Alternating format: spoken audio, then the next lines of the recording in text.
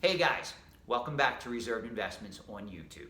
So one of the questions that I really get asked is, am I ever going to do any videos where I talk about undervalued collectibles or antiques or collecting categories overall? And the answer is, I'm going to be doing some videos where I talk about markets in the antiques and collectibles trade that are in a bear market at present time, but I don't refer to any type of antique or collecting category ever as being undervalued. Now, this brings with it a whole slew of questions as to why I don't consider antiques and collectibles undervalued. The reason being is the market for antiques and collectibles is fragmented. The market for real estate or financial assets, when we talk about Wall Street, those markets are regulated and established. Let me use this as an example. Let's say that you're sitting at work 2 p.m. on a Friday afternoon and you decide you want to buy 100 shares of AT&T stock. All you need to do is log into your brokerage account. You have the money waiting, and you click the buy button, and you can buy 100 shares of AT&T stock. Now at that same time, somebody else, maybe 100 miles away from you, also wants to buy 100 shares of AT&T stock, and you logged in through your Charles Schwab account. This person logged in through their Vanguard account. Well, guess what?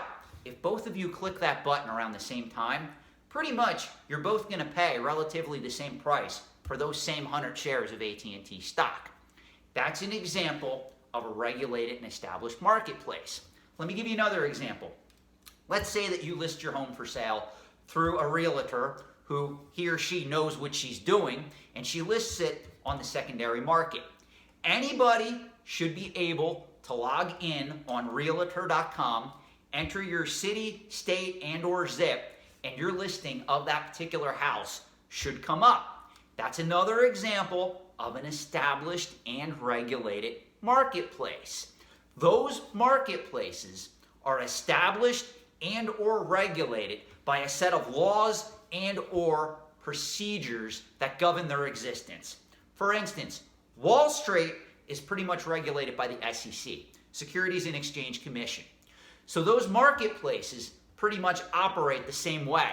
Whether you're logging in through Vanguard or Charles Schwab or Fidelity or T. Rowe Price or TD Ameritrade, if you're buying 100 shares of AT&T stock and somebody else is buying 100 shares of AT&T stock at that exact same time, pretty much you guys are paying pretty much the same price overall for that stock. Now let's talk about the antiques and collectibles trade and how it differs. Let me use this as an example. Let's say that 2 o'clock on a Friday, you bought 100 shares of AT&T stock. It's also payday. You have $500 in your pocket because you like to carry cash. So you're driving home and you're going down the main highway and your GPS says to you that there's a traffic accident up ahead. You're going to be stuck 2 hours in traffic if you continue to go this same way home that you've always done in the past. So you sit there and think to yourself, I really don't want to be sitting in traffic for 2 hours. So you veer off and you end up going the back roads through a lot of country roads to try to get home to save some time because you don't want 2 hours of your day to be wasted sitting in traffic. Well, on your way home, you come across a farm auction that's taking place out in the distance. You see people bidding on items, and there's about 30 people standing there, and the auctioneer's holding up items, and it's a cash-only sale, meaning you can't pay by PayPal, you can't pay by credit card, you can't pay by check. Pretty much, if you're going to bid in that auction, it's cash and the only cash that you have on you. Well, you're also a prominent collector of art glass. Now, if you look in the vase in the display cabinet right here, that gold vase, you can barely see it, I know guys, I'm sorry. That gold vase is a piece of Tiffany art glass. That vase has a value of $1,200 to $1,300 on the secondary market as it is right now as I'm recording this video. So let's say that you're a collector of art glass. You come across this auction because you were detoured because you don't want to wait in traffic, and you decide to check out what type of items this auctioneer has for sale and or up for bid at this country auction that's taking place at a residence where the person who lived there had recently died. So you're taking place in the auction, you're sitting there, items are coming up for bid, they're ending at 20, 50, 100 bucks. People are paying in cash, they're taking the item and they're able to own it right away.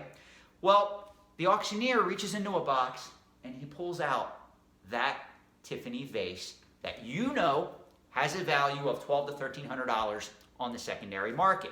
So people start bidding on it, and judging by the people who are bidding on these items, you pretty much already have an idea that with you having $500 in your pocket, you have the advantage. You have more money than most of the people that are attending this particular auction.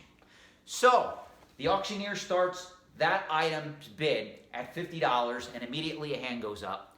Then he goes to 100, another hand goes up. He goes to 200, another hand goes up. And finally, he puts that base at $300 and everybody is just sitting there stunned because they're out of money to pay for that particular item. Now, you know what that item is worth overall in the secondary market. So you raise your hand and you go, auctioneer, I'll give you $300 for that base. And everybody looks at you and goes, oh, okay. So you win the bid. You get to take that item home with you. Now, major misconception that happens among the Timmys and Poindexters out there is that when they analyze this scenario, they sit there and they go, wow, that $1,300 base, he got that for $300. That was undervalued on the market at that time. That is completely incorrect, guys. The market that the seller of that item who chose to sell this item at auction was the incorrect market for the asset in question. The item wasn't undervalued. All 30 of those people attending that auction, along with the guy who won it, could have bid it more if they had the means. Matter of fact, I'm sure some of them probably knew that that particular vase was worth much more than $300 for what it went for. But they didn't have the money at that time to bid on it at a higher rate. So that item sold for $300. Well, here's a misconception. That item was not undervalued. The marketplace that it was sold into was the incorrect marketplace to maximize that asset's value on the secondary market. So what do I mean by that? Well, pretty much the example that I just gave you is an example of marketplace arbitrage. You can use marketplace arbitrage to your advantage in the antiques and collectibles trade because the antiques and collectibles marketplace is fragmented. What I mean by that is, if the consignor of that particular item would take that same item and take it to Heritage auctions, Morphe auctions, or Cowan's auctions, that particular item would sell between $1,200 and $1,300 with no problem. Reason being is those marketplaces are established for pieces of higher end art glass, especially higher end Tiffany art glass. Whereas a country farm auction in the middle of nowhere where gets no advertising and no online presence isn't the best marketplace to sell an antique of that caliber. Do you understand? That's an example of marketplace arbitrage. One of the best places to get antiques, even at present day, is through less advertised country auctions, much like the one I just mentioned. Now, a lot of these auctions are not advertised overall. There is a website online called AuctionZip. AuctionZip will sometimes list some of these upcoming auctions that you can attend, and some of them do cater to the collectibles marketplace. I remember I was at a high-profile collectibles auction that was advertised on AuctionZip, and I got a Nintendo 64 with 50 games for $220. I kid you not. And this was like 3 years ago. And I sold that particular system in games. I pulled out I pieced it out, in other words, on eBay. I made about $2,000 on that particular collection at that time. So you can take advantage of these items. But going back to the point I wanted to use in this video, no antique or collectible is ever undervalued. It's typically the market that it's being sold into that is the problem, not the asset itself. So that's something that you guys got to learn from, and I hope that this little example has helped. If it hasn't, please let me know in the comment section. But I just wanted to do a video because a lot of people ask me, Sean, how come you don't do more videos or talk about undervalued assets in the antiques and collectibles trade? And the reason being is, in most cases, antiques and collectibles themselves are not undervalued. But you know what is? The marketplace that they're being sold into is the incorrect marketplace to maximize that item's value. Here's another example for you. We talk an awful lot about arbitrage, both in economics and in the antiques and collectibles trade. If you go to your local Walmart, and your local Walmart is discounting or clearancing out a lot of Lego Star Wars sets, and you see a set that normally has a retail price of $120 selling for 55 or 60 bucks. You buy that particular item and you list it on eBay or you sell it through Amazon and you sell it for 90 or 100 bucks and you make money off of that transaction. That is an example of retail arbitrage.